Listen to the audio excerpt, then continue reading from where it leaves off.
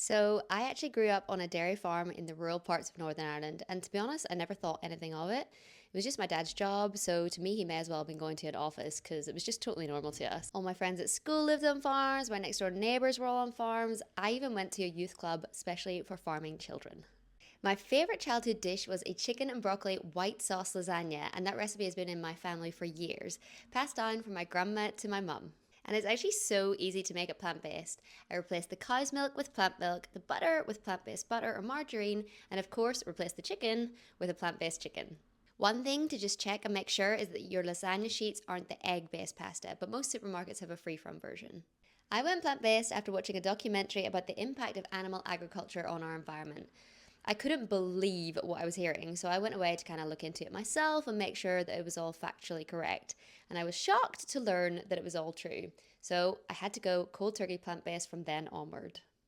Okay, truth time. I actually didn't tell my family that I'd gone plant based initially, and I hid my Instagram account from them for over a year because I knew it might not go down well. When I did eventually tell them, due to going home for a family event, they weren't happy. But that was because it seemed more like I was targeting my dad and his livelihood. But when I explained that it was more about the industrialization of animal agriculture and slaughter and explained the impact on the environment, they were much more open and understanding. I don't think that my parents will ever go fully plant based, but they are much more aware and conscious now and do make kinder choices whenever they can.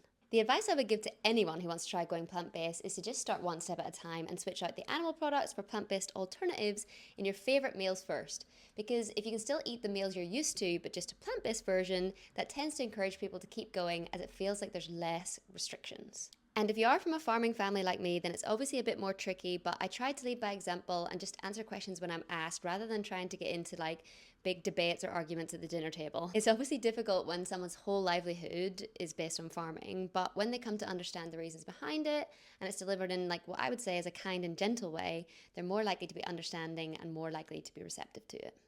I genuinely believe that farming communities think that plant based people are troublemakers, or really anti farmer, or that there's some sort of hate or animosity towards farmers from plant based people.